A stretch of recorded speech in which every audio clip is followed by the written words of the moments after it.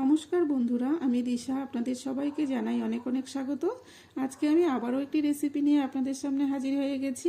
খুবই মুখরোচক একটি রেসিপি। তো দেখুন, বাইরের দোকানে যেভাবে ভেজিটেবল চপ তৈরি করে ঠিক সেরকম করেই কিন্তু আজকে আমি বাড়িতে আপনাদেরকে করে দেখাবো। তো আজকে আমার রেসিপি ভেজিটেবল চপ। তো দেখুন, এখানে আমি বিট আর গাজরগুলোকে খুব ভালো করে ছাড়িয়ে নিয়ে এখন ধুয়ে নেব।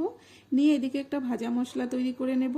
এখানে দিয়েছি এলাচ, দারচিনি, লবঙ্গ, গোটা শুকনো লঙ্কা, দিয়েছি এখানে জিরে, ধনে, আর দিয়েছি একটু মৌরি ভেজে নিয়ে গুঁড়ো করে নিয়েছি। আর একটা মশলাও এখানে করে নিয়েছি আমি। এখানে একটা মিক্সিং বলে দিয়ে দিলাম একটা পেঁয়াজ, কয়েক টুকরো আদা, 4-5 কোয়া রসুন, আর দিয়েছি কয়েকটা কাঁচা লঙ্কা, দিয়ে একটা পেস্ট বানিয়ে নিয়েছি।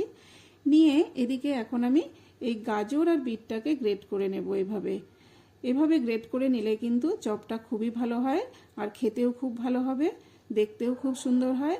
তো দেখুন, এভাবে আমি বিট আর গাজরটাকে গ্রেট করে নিলাম। নিয়ে এখন কড়াতে দিয়ে দিলাম পরিমাণ মতো সর্ষের তেল। তেলটা গরম হতে হতে এদিকে আমি প্রেসার কুকারটা খুলে আমি আলুগুলোকে তুলে নিলাম। এখানে আমি 2টো আলু সেদ্ধ করে নিয়েছি। এদিকে তেলটা গরম হয়ে গেছে। এখন আমি এখানে পেস্ট করে রাখা মশলাটা দিয়ে দিলাম। এখানে দিয়েছি আদা, পেঁয়াজ, রসুন আর কয়েকটা কাঁচা লঙ্কা পেস্ট করে নিয়েছিলাম, সেটা দিয়ে দিলাম। দিয়ে এর মধ্যে দিয়ে দিয়েছি স্বাদ মতো নুন, হলুদ গুঁড়ো আর একটু জিরের গুঁড়ো দিয়ে খুব ভালো করে নেড়েচেড়ে নিয়ে এখন এর মধ্যে আমি এই গ্রেট করে রাখা গাজর আর বিটটা দিয়ে দিলাম।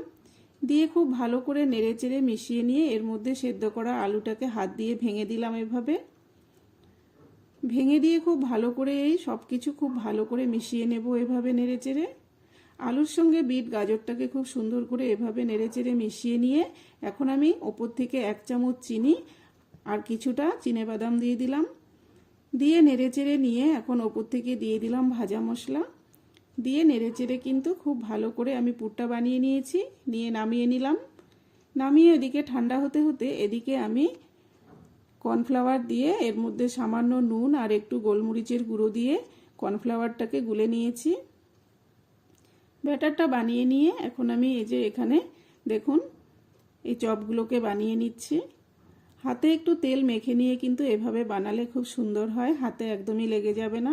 তো দেখুন, সব চপগুলো কিন্তু আমার বানানো হয়ে গেছে। এখন আমি এই যে ব্যাটারে ডুবিয়ে নিয়ে এখন আমি এই ব্রেড ক্রামের মধ্যে দিয়ে দিলাম।